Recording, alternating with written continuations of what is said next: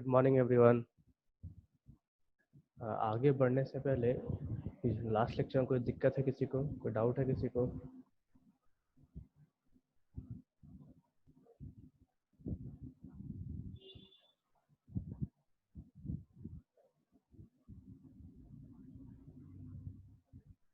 Last lecture में किसी को डाउट है पूछ लीजिए।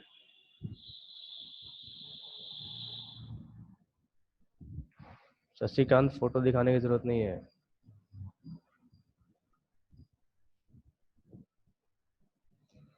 ये गेम खेल रहे हो क्या बैठ के सब? शशिकांत, ये घर का गेम नहीं है, क्लास चल रहा है। अगली बार से ऐसे करोगे तो आपको ज्वाइन भी नहीं कराएंगे।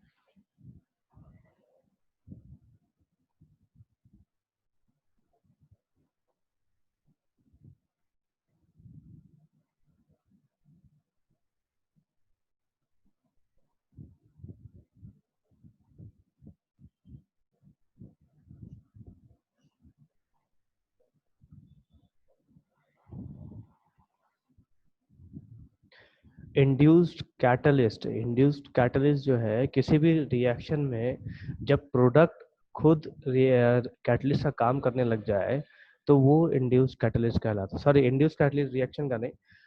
एक रिएक्शन जब दूसरे रिएक्शन के लिए कैटलिस्ट का काम करे तो उसे इंड्यूस्ड कैटलिस्ट कहते हैं।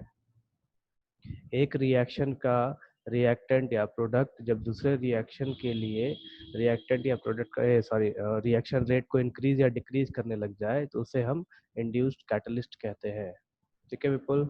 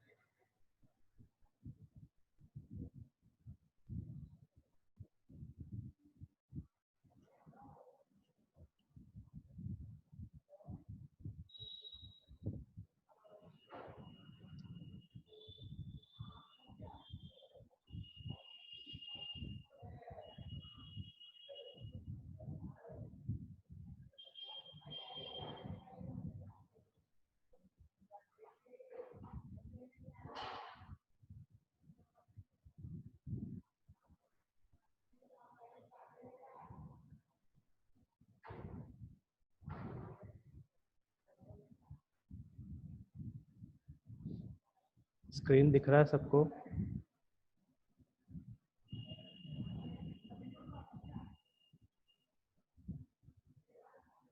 स्क्रीन सबको दिख रहा है?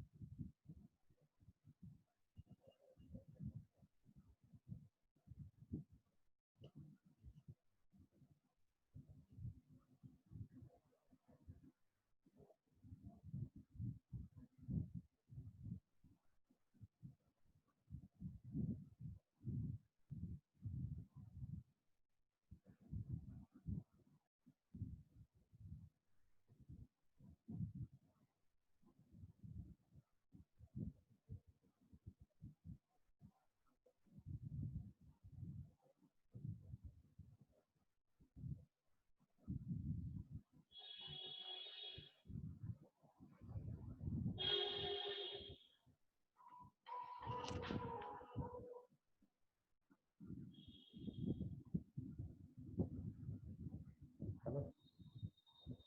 हाँ सर। हाँ ठीक है, आज आपका क्लास नहीं होगा।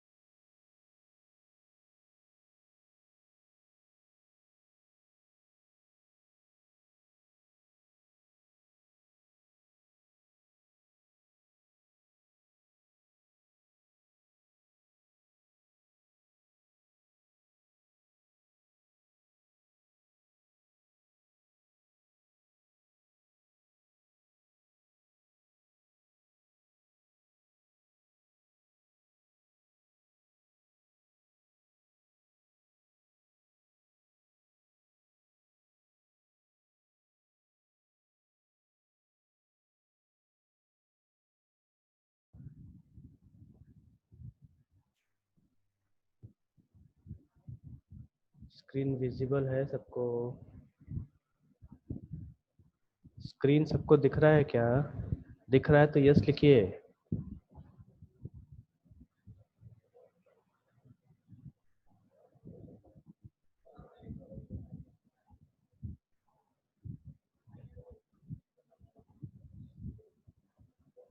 ठीक। देखिए आपको last time features of catalyst बताए थे, उसमें ग्राफ वगैरह आपको दिखाए नहीं थे, ठीक है? तो एक पॉइंट है जिसमें देखिए डी पॉइंट आपका, catalyst does not influence the equilibrium constant of reaction, it simply helps to in attaining equilibrium earlier. कहने का मतलब है कि जो टाइम लगता है इक्विलिब्रियम के लिए जो टाइम लगता है, वो टाइम को कैटलिस्ट डिक्रीज करता है। ठीक है, यहाँ पे ये आपको एक जो ब्लू लाइन दिख रहा है डार्क में, ये ब्लू लाइन आपका फॉरवर्ड रिएक्शन का रेट है। फॉरवर्ड रिएक्शन कहने का मतलब है कि अगर किसी कोई जनरल रिएक्शन मान लीजिए ए प्लस बी अगर हमारा रिएक्टेंट है और सी प्लस डी हमारा प्रोडक्ट है, तो ए प्लस बी यहाँ से चालू होगा रिएक्शन शो करना, और सी प्लस डी यहाँ से चालू होगा रिएक्शन में प्रोडक्ट दिखना। ठीक है, तो जैसे जैसे यहाँ रिएक्टेंट खत्म होगा वैसे वैसे यहाँ प्रोडक्ट बनना चालू होगा। तो ये रेट ऑफ फॉरवर्ड रिएक्शन घटेगा और रेट ऑफ बैकवर्ड रिएक्शन बढ़ेगा। क्यों बढ़ेगा? क्योंकि यहाँ प्रोडक्ट का बनना चालू हुआ है। अब देखिए इसको देखते कैसे, समझते कैसे हैं कि इस जगह पे ये हमारा मैक्सिमम पॉइंट है। मैक्सिमम पॉइंट कहने का मतलब है वो जगह जहाँ पे हमारा रिएक्टेंट 100% है, या जितना हमने लिया है पूरी क्वांटिटी है उसकी यहाँ पे। तो जैसे जैसे रिएक्शन चालू होगा और जैसे जैसे रिएक्टेंट एक दूसरे से रिएक्ट करेंगे, तो इसका कंसंट्रेशन घटना चालू हो जाएगा। इस यहाँ पे जो रिएक्टेंट है उसका कंसंट्रेशन घटना चालू हो जाएगा, तो ग्राफ हमारा नीचे की ओर आने लगेगा। और जैसे जैसे रिएक्टेंट घटेगा वैसे वैसे हमारा प्रोडक्ट भी बढ़ने लगेगा। तो प्रोडक्ट बढ़ेगा तो इसका जो ग्राफ है ये नीचे से ऊपर की ओर जाएगा, मतलब ये हमारा 0 पॉइंट है।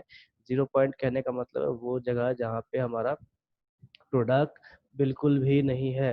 प्रोडक्ट जैसे जैसे आगे बनते चले जाएंगे तो एक अगर इक्विलिब्रियम रिएक्शन है तो एक ऐसा समय आएगा कि जब हमारा रिएक्शन इक्विलिब्रियम पोजीशन पे आ जाएगा। तो कैटलिस्ट करता क्या है कि ये जो पॉइंट है, ये जो पोजीशन है इक्विलिब्रियम का, इस पोजीशन को सिर्फ जल्दी पहुंचाने में मदद करता है। ये यहाँ जहाँ देखिए मैं माउस दिखा रहा हूँ, यहाँ पे वो पॉइंट है जो इस पॉइंट को शिफ्ट किया है कैटलिस्ट ने यहाँ पे, मतलब इक्विलिब्रियम पोजीशन को सिर्फ पहले पहुंचा दिया है और हमारा रिएक्शन कम समय में हो सका। तो कैटलिस्ट यही काम करता है कि या तो रेट ऑफ रिएक्शन को इंक्रीज करेगा चाहे रेट ऑफ रिएक्शन को डिक्रीज करेगा। ये ग्राफ एक बार आप ढंग से देखिए, उसके बाद वापस से जो डाउट है पूछिए। ग्राफ और लाइन दोनों ढंग से देखिए, ये आपका रेट ऑफ फॉरवर्ड रिएक्शन है, ये डार्क येलो लाइन हमारा रेट ऑफ बैकवर्ड रिएक्शन है। उसके बाद जो डॉटेड लाइन से दिखाया गया है ये वो लाइन है जब कैटलिस्ट यूज करते हैं, और ये डार्क वो लाइन है जब कैटलिस्ट यूज नहीं करते हैं। ठीक है, तो कैटलिस्ट के प्रेजेंस में इक्विलिब्रियम यहाँ मिलेगा और कैटलिस्ट के अनप्रेजेंस में इक्विलिब्रियम हमको यहाँ मिलेगा।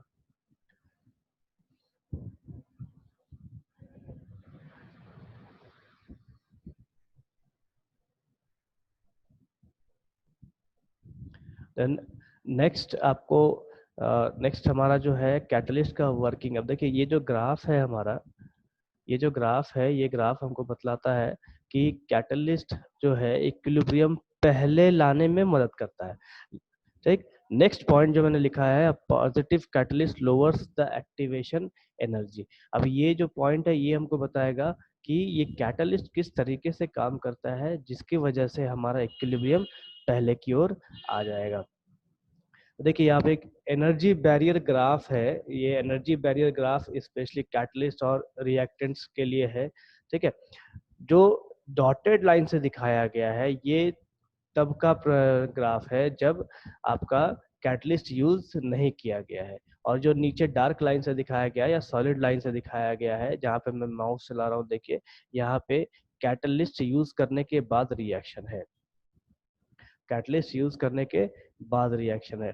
ठीक है, तो यहाँ पे दो एनर्जी कंसीडर किया गया है, एक है आपका थ्रेशोल्ड एनर्जी और एक है आपका एक्टिवेशन एनर्जी।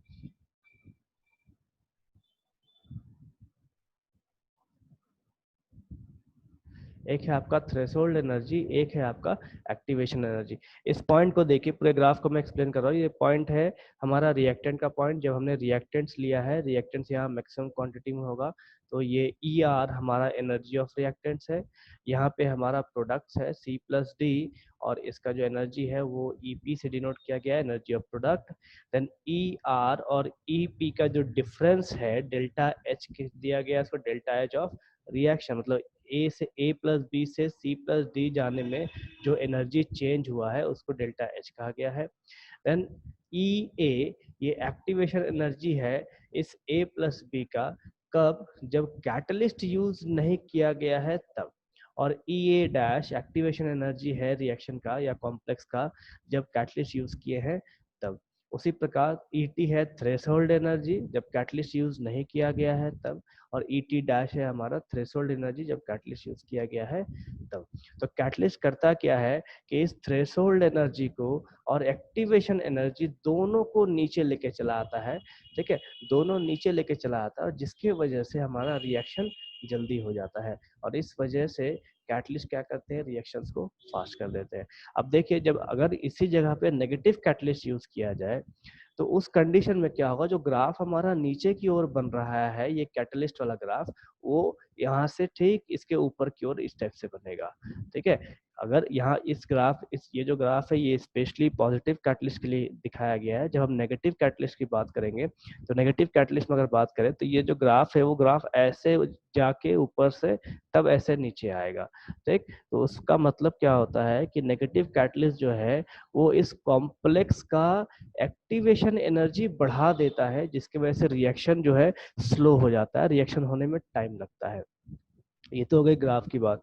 देखिए क्या लिखा है मैंने, first point, the catalyst enters into loose chemical or physical combination with reactants and lowers down the energy of adsorbed activated complex।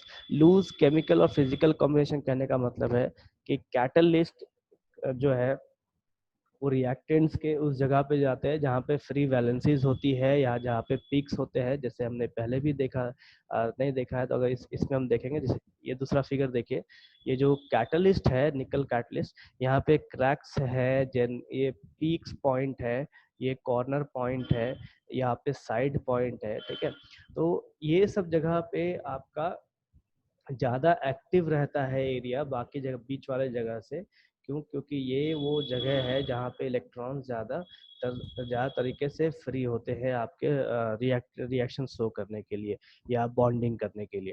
ठीक है, तो यहाँ पे जो पॉइंट लिखा गया है, catalyst enters into loose chemical और फिजिकल कॉम्बिनेशन, कहने का मतलब वही है कि जो वैसे एरियाज कैटलिस्ट के जो काफ़ी ज़्यादा एक्टिव होते हैं, वो एक एक्टिवेटेड कॉम्प्लेक्स बनाते हैं। एक्टिवेटेड कॉम्प्लेक्स कहने का मतलब है कि बीच के एक प्रोडक्ट बनाते हैं जो जिसका एनर्जी रिएक्टेंट से कम होता है।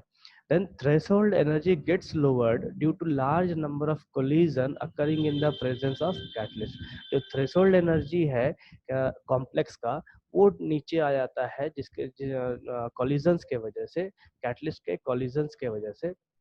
अभी थ्रेशोल्ड एनर्जी क्या है, तो the minimum amount of energy level which the reactants molecules must possess in order to show a chemical change. ठीक है, केमिकल रिएक्शन के लिए मिनिमम अमाउंट ऑफ एनर्जी जितना होना चाहिए उसको हम थ्रेशोल्ड एनर्जी कहते हैं। केमिकल रिएक्शन के लिए मिनिमम अमाउंट जितना होना चाहिए उसको हम थ्रेशोल्ड एनर्जी कहते हैं।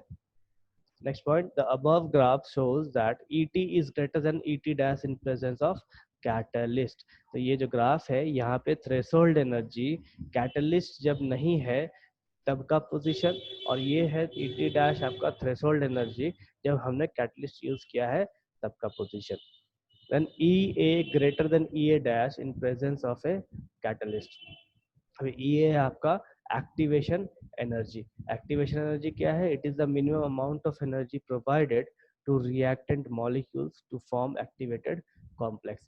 ये वो कम से कम एनर्जी है जो प्रोडक्ट रिएक्टेंट्स को दिया जाता है ताकि वो कैटलिस्ट के साथ कंबाइन होने के बाद एक कॉम्प्लेक्स बना सके।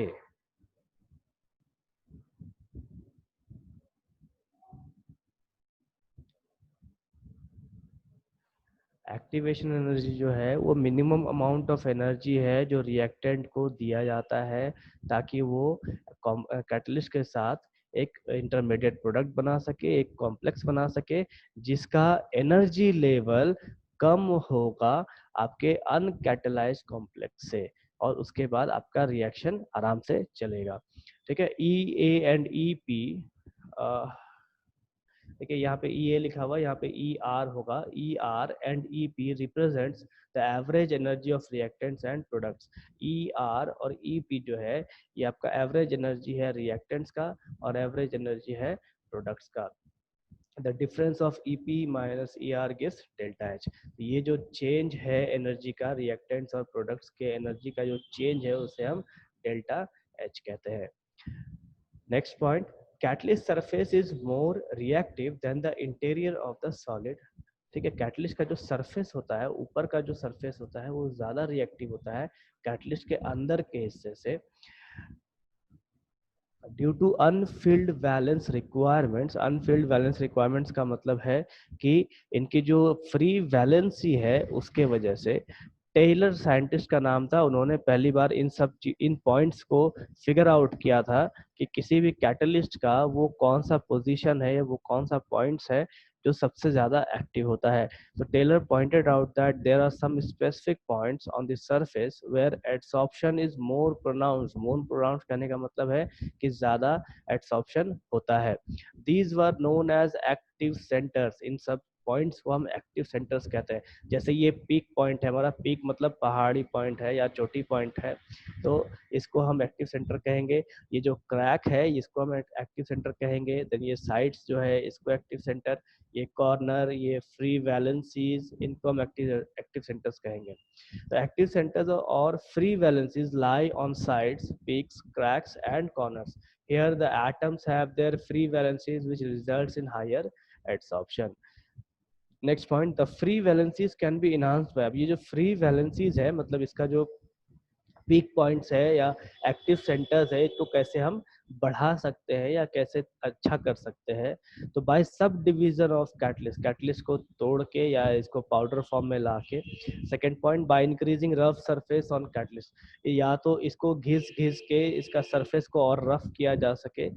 जैसे आप देखते हो चक्कू वगैरह जो धार करने के लिए आता है, ग्राइंडिंग करते हैं उसको, तो उसको हम रफ करते हैं। बेसिकली आपको ऊपर से वो दिखता चिकना है लेकिन एक्चुअल में जो उसके अंदर के जो ग्रेन्स होते हैं उनको रफ किया जाता है, मतलब उबड़ खाबड़ किया जाता है। Then next point, by passing catalyst in colloidal state. Catalyst को कोलॉइडल स्टेट में पास करके भी हम एक्टिव सेंटर्स को और अच्छा कर सकते हैं। देखिए कोलॉइडल स्टेट हम पढ़ेंगे इसी चैप्टर में पढ़ेंगे। ये हमारा तीसरा हिस्सा है इस चैप्टर का। The next point, transition metals are more efficient catalysts because they provide larger surface area for adsorption. मतलब जो ट्रांजिशन मेटल्स है, मतलब डी ब्लॉक के जो मेटल्स है वो ज़्यादा अच्छे तरीके से कैटलिस्ट का काम करते हैं। वो इसलिए क्योंकि वो सरफेस एरिया उनका काफ़ी ज़्यादा होता है और उनके जो डी सब सेल्स है वो काफ़ी ज़्यादा खाली होते हैं फ्री वैलेंसीज को शो करने के लिए। तो इस मैं अभी आपको एक एक करके धीरे धीरे करके दिखाते चले जाऊंगा, आप पढ़ते जाइए और जो डाउट है पूछते चले जाइए।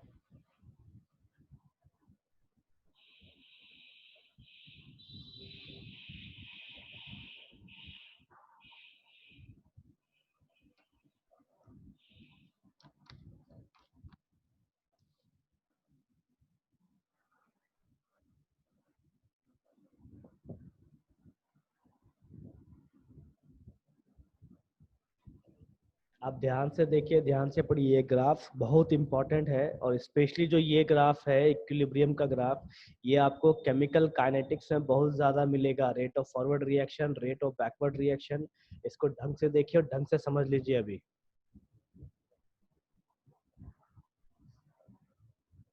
डी पॉइंट जो है ये रेट ऑफ बैकवर्ड और रेट ऑफ फॉरवर्ड रिएक्शन को बताता है। अगर कोई आपका रिएक्शन इक्विलिब्रियम पोजीशन को अटेन कर रहा है, इक्विलिब्रियम, अगर इक्विलिब्रियम पोजीशन में रिएक्शन है, या यूं कहिए कि कोई रिएक्शन, अगर हम इक्विलिब्रियम की बात करें रिएक्शन में, तो उस कंडीशन में जब कैटलिस्ट यूज किया जाता है, तो कैटलिस्ट क्या करता है, उस इक्विलिब्रियम पोजीशन को जल्दी लाने में मदद करता है या जल्दी अटेन करने में मदद करता है। ठीक है, अब यहाँ पे जो सॉलिड लाइन है, जो ब्लू लाइन दिखाया गया है, ये सॉलिड लाइन, ये आपका फॉरवर्ड रिएक्शन का रेट है या रेट ऑफ फॉरवर्ड रिएक्शन है विदाउट कैटलिस्ट। और ये जो डॉटेड ब्लू लाइन है, ये आपका रेट ऑफ फॉरवर्ड रिएक्शन है इन प्रेजेंस ऑफ कैटलिस्ट। तो ये जो ग्राफ है, ये ग्राफ आपको यही बताता है कि कैटलिस्ट के प्रेजेंस में हमको इक्विलिब्रियम जल्दी मिलेगा।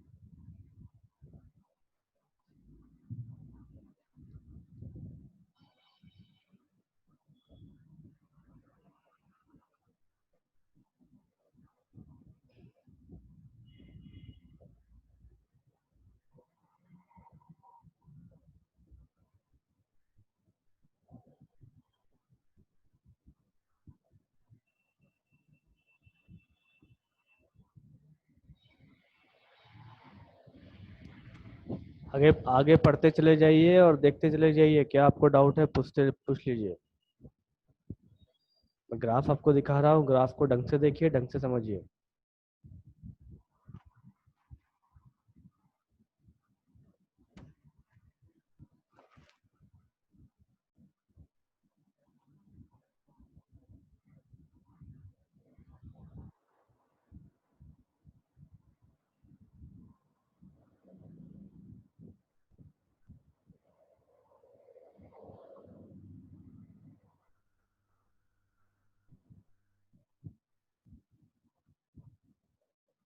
ग्राफ ग्राफ का एक एक पॉइंट देखिए, कहाँ पे क्या लिखा है, कौन सा क्या आपको शो कर रहा है। उसके बाद मैं आपको पॉइंट्स दिखाऊंगा, पॉइंट्स को पढ़ते चले जाइए।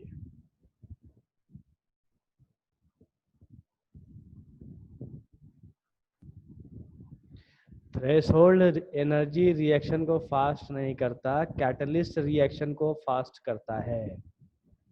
कभी पढ़ा है आपने बिल्कुल कि थ्रेशोल्ड एनर्जी रिएक्शन को फास्ट करता है?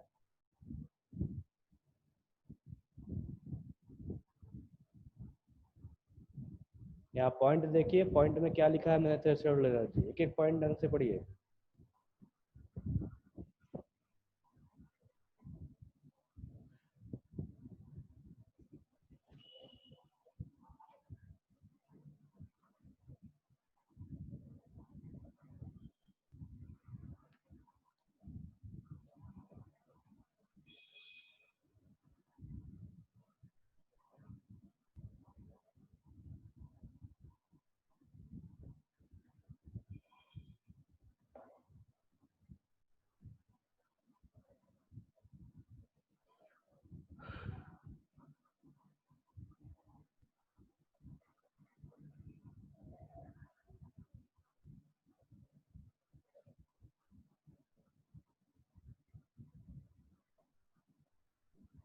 थ्रेशोल्ड एनर्जी वो मिनिमम अमाउंट ऑफ एनर्जी है किसी भी रिएक्टेंट्स के लिए, जिससे कि वो केमिकल रिएक्शन दिखा सके। ठीक, अब कैटलिस्ट क्या करता है, इसी थ्रेशोल्ड एनर्जी को नीचे लेके चले आता है, मतलब कम कर देता है।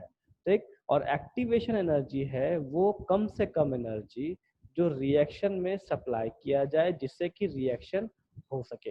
तो कैटलिस्ट का काम क्या है कि इस थ्रेशोल्ड एनर्जी को और इस एक्टिवेशन एनर्जी दोनों को कम कर देता है वो, जिसके वजह से आपका कम से कम एनर्जी में रिएक्शन हो जाता है और इस वजह से इक्विलिब्रियम जल्दी होता है। ये फर्क है आपका थ्रेशोल्ड और एक्टिवेशन एनर्जी का।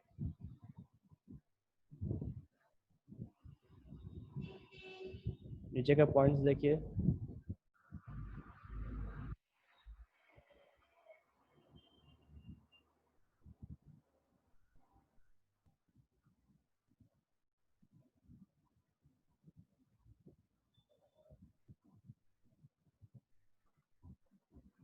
देखो मैं एक बार फिर से बता दे रहा हूँ सबको, ये थ्रेशोल्ड एनर्जी और एक्टिवेशन एनर्जी में कंफ्यूज नहीं होना है। ठीक है, थ्रेशोल्ड एनर्जी जो है, मान लीजिए ए और बी, ये जो ए और बी जो आपका रिएक्टेंट है, इस रिएक्टेंट का ये मिनिमम अमाउंट ऑफ एनर्जी है जिससे कि ये रिएक्शन कर सके। ठीक है, अब एक्टिवेशन एनर्जी क्या है? तो एक्टिवेशन एनर्जी यहाँ पे हम वो मिनिमम अमाउंट ऑफ एनर्जी देंगे जिससे कि ये रिएक्शन आगे चल सके।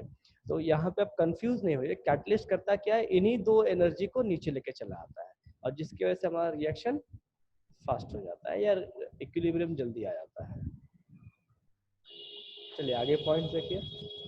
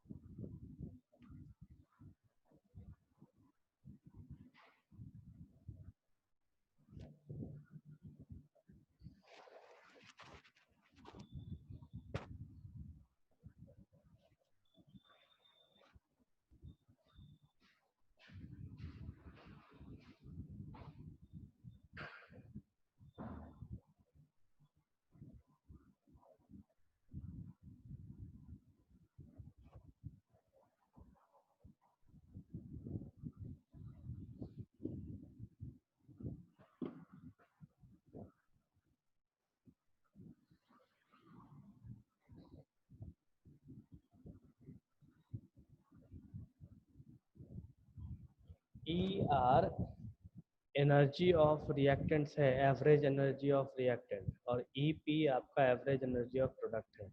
यहाँ पे ई ए लिखा गया है, यहाँ पे ई आर होगा।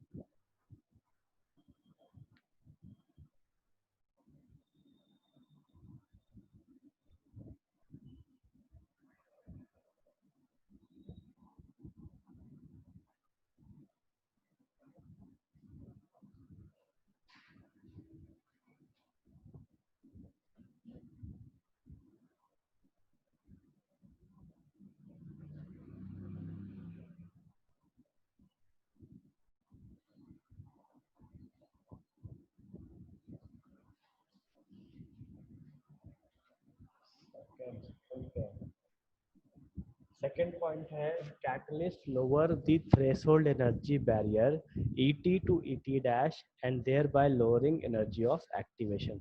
ठीक है, कैटलिस्ट क्या करता है कि इस सबसे पहले इस एनर्जी को यहाँ से लेके यहाँ पे चलाता है, मतलब इस जगह से हाई पीक पॉइंट से कम वाले नीचे लेके चला आता है।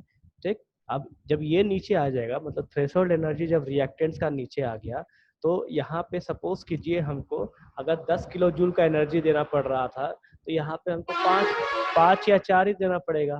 ठीक है, तो थ्रेशोल्ड एनर्जी कम करता है और साथ में साथ एक्टिवेशन एनर्जी को भी कम कर देता है कैटलिस्ट।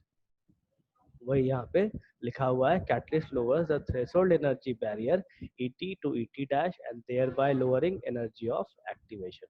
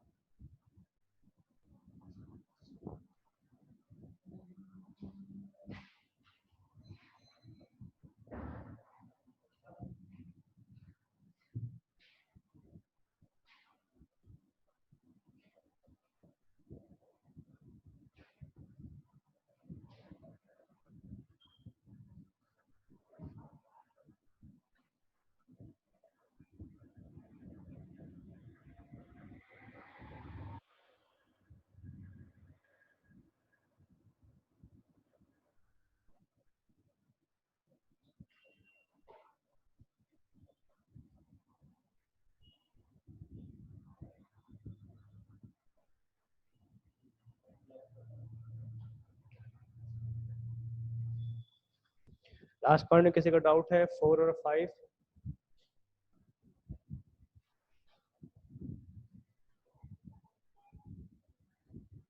आगे बढ़े इससे।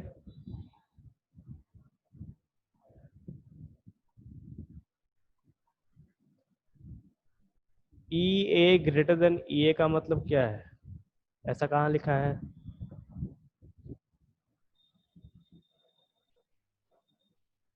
ई ए ग्रेटर देन ई ए मैंने कहाँ लिखा, कहीं लिखा है क्या? ई ए ग्रेटर देन ई ए डैश लिखा हुआ है।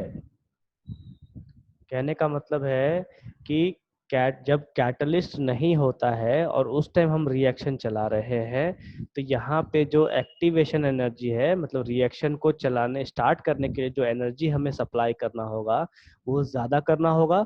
लेकिन जब उसी जगह पे जब हम कैटलिस्ट के प्रेजेंस में अगर रिएक्शन कराते हैं, तो उस वक्त जो एक्टिवेशन एनर्जी है वो हमें कम देना होता है। इसीलिए लिखा गया है कि ई ए का वैल्यू ई ए से ज्यादा होगा। कब? In absence of catalyst. एक एक ठीक है।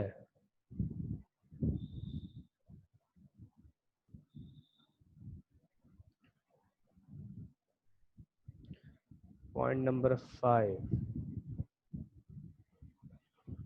पॉइंट नंबर 5 है आपका, transition metals are more efficient catalyst. More efficient catalyst कहने का मतलब है अच्छी तरीके से ये कैटलिस्ट का काम करते हैं। जो डी ब्लॉक के एलिमेंट्स है ये अच्छी तरीके से कैटलिस्ट का काम करते हैं। क्यों? तो सबसे पहले उनका तो डी ऑर्बिटल्स खाली होता है, मतलब उनके पास डी ऑर्बिटल्स काफी ज्यादा खाली होते हैं, जिससे कि वो आने वाले मॉलिक्यूल्स को अट्रैक्ट कर सकते हैं। और उनका सरफेस एरिया काफी ज्यादा होता है, जिसके वजह से वो एड्सॉर्प्शन प्रोसेस काफी अच्छे से दिखा सकते हैं। इसके लिए हम ट्रांजिशन मेटल्स को ज्यादातर कैटलिस्ट में यूज करते हैं। और कोई पॉइंट?